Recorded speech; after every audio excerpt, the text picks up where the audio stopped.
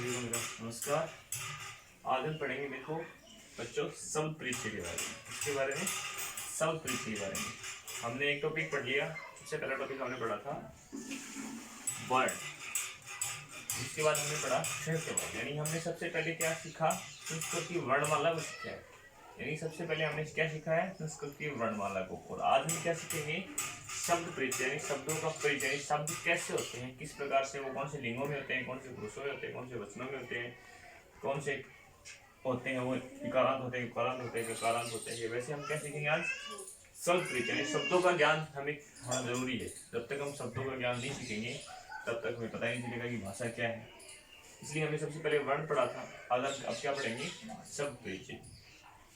तो शब्द परिचय में देखो, सबसे पहले हम पढ़ेंगे अकारांत, यानी जिसमें ए की मात्रा आती हो वो शब्द पढ़ेंगे। अकारांत पुल्लिंग शब्द, वो भी कौन से, सिर्फ पुल्लिंग शब्द। देखो संस्कृत में 3 लिंग होते हैं, आप सभी जानते हो। संस्कृत में कितने लिंग होते हैं, जैसे हिंदी में 2 होते हैं लिंग, पुल्लिंग और स्त्रीलिंग, लेकिन संस्कृत में कितने लिंग होते हैं, 3 लिंग होते हैं। कौन कौन से होते हैं, सबसे पहले होता है पुल्लिंग।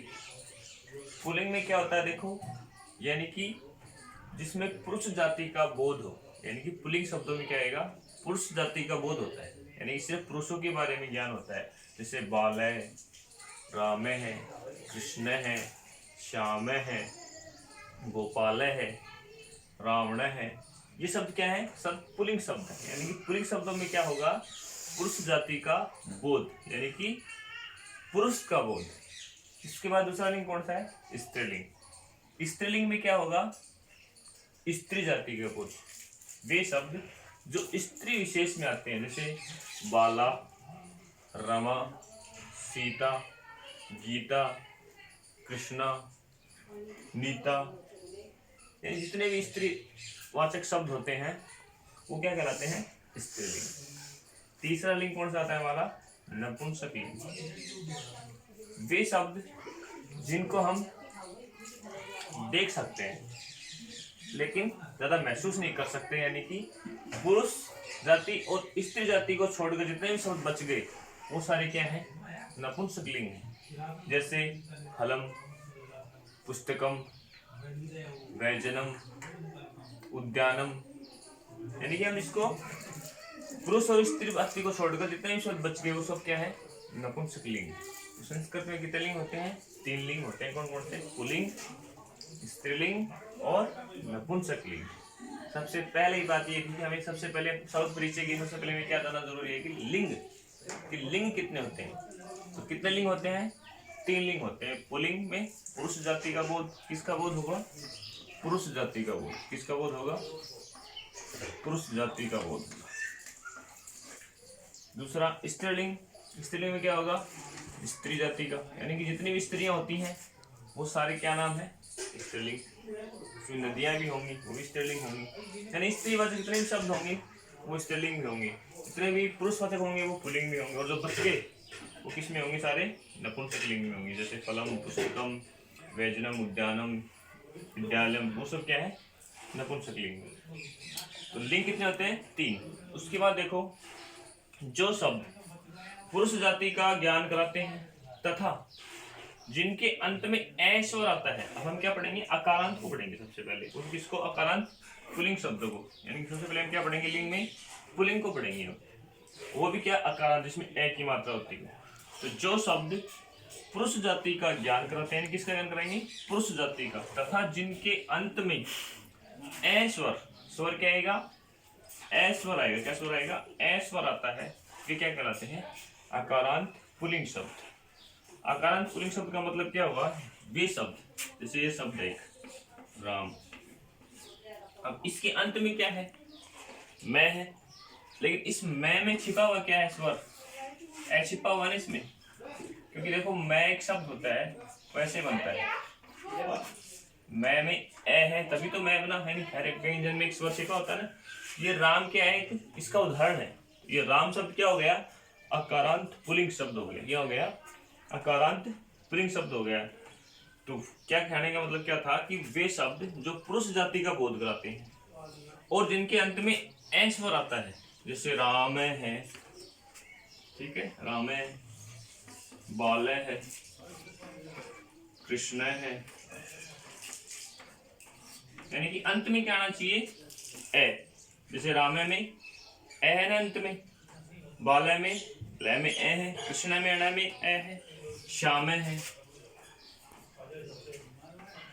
श्याम है, गोपाल है, यानी कि जिन शब्दों के अंत में ए स्वर आता है वे क्या कहलाते हैं, अकारांत पुल्लिंग शब्द कहलाते हैं।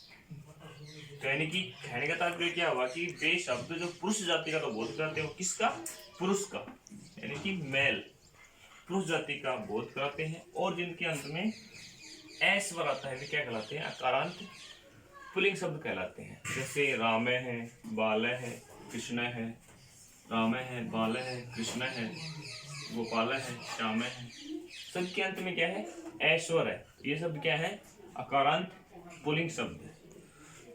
इसके बाद में हमें ये भी पता होना चाहिए, देखो कि संस्कृत में वचन कितने होते हैं। संस्कृत में वचन कितने होते हैं, 3 वचन होते हैं। कितने वचन होते हैं, 3 वचन होते हैं। कौन कौन से होते हैं, एक वचन, जैसे एक वचन का मतलब एक के लिए, राम है एक वचन हो गया। दूसरा क्या है, द्विवचन, द्विवचन का मतलब इसमें देव होंगे, रामो तो राम हो गए। और 2 से जो भी ज्यादा होता है वो किस में चला जाता है, बहुवचन में चला जाता है। यानी कि वचन कितने होंगे, 3, एक वचन, द्विवचन और बहुवचन। संस्कृत में वचन कितने होते हैं, 3, एक वचन, एक के लिए एक वचन, 2 के लिए द्विवचन, और 2 से ज्यादा होते क्या आएगा, बहुवचन। जैसे बाल है एक वचन है, फिर बालव 2 बालक द्विवचन हो गए, बाला है अनेक बालक तो क्या हो जाएगा, बहुवचन। यानी कि संस्कृत में कितने वचन होते हैं, 3 वचन होते हैं। एक के लिए जो प्रयोग किया जाता है वो एक वचन होता है, 2 के लिए जो प्रयोग किया जाता है वो द्विवचन होता है, और 2 से ज्यादा का हम प्रयोग करते हैं तो वो कौन सा वचन होता है, बहुवचन होता है। तो आज हमने क्या पढ़ा, संस्कृत में सबसे पहले हमने क्या पढ़ा, शब्द परिचय के बारे में आज लिंग पढ़े। तो लिंग कितने होते हैं, 3 लिंग होते हैं। कौन कौन से, पुल्लिंग, स्त्रीलिंग और नपुंसक लिंग। पुल्लिंग में हमने पढ़ा कि शब्द कौन कौन से, जैसे बाल है, यानी कि पुल्लिंग शब्दों में क्या है, पुरुष जाति का बोध होगा। यानी कि पुल्लिंग शब्द कौन कौन से होते हैं, पुल्लिंग शब्द जिसमें पुरुष जाति का बोध होता है, यानी कि इसमें क्या आएंगे, पुरुष आएंगे, और स्त्रीलिंग में स्त्री आएंगी, और नपुंसकलिंग जो बच गए, पुरुष और स्त्री को छोड़कर जो बच गए वो सब किसमें आएंगे, नपुंसक लिंग में आएंगे। 3 लिंग होते हैं। उसके बाद हमने पढ़ा कि अकारांत पुल्लिंग शब्द पढ़े फिर हमने। तो अकारांत पुल्लिंग शब्द किसे कहते हैं, वे शब्द जो पुरुष जाति का तो ज्ञान कराते हैं लेकिन जिनके अंत में क्या आएगा, ए स्वर आता है। क्या स्वर आता है, ए स्वर आता है, तो वे क्या कहलाते हैं, अकारांत पुल्लिंग शब्द कहलाते हैं। जैसे राम है, बाल है, कृष्ण है, गोपाल है, श्याम है, सबके अंत में ए है ना, तो जिनके अंत में आएगा वो क्या कहलाएंगे, अकारांत पुल्लिंग शब्द। तो सारे पुल्लिंग शब्द है, गोपाल भी पुल्लिंग है, श्याम भी पुल्लिंग है, राम भी पुल्लिंग है, बाल भी पुल्लिंग है, कृष्ण भी पुल्लिंग है। उसके बाद हमने क्या पढ़ा, संस्कृत में वचन। तो कुल वचन कितने होते हैं, 3 होते हैं। कौन कौन से होते हैं, एक वचन, द्विवचन और बहुवचन। एक के लिए एक वचन, 2 के लिए द्विवचन, और 2 से ज्यादा होते ही बहुवचन। ठीक है, आपको अच्छी तरीके से इसको लर्न करना है और नोटबुक में उतारना है। धन्यवाद।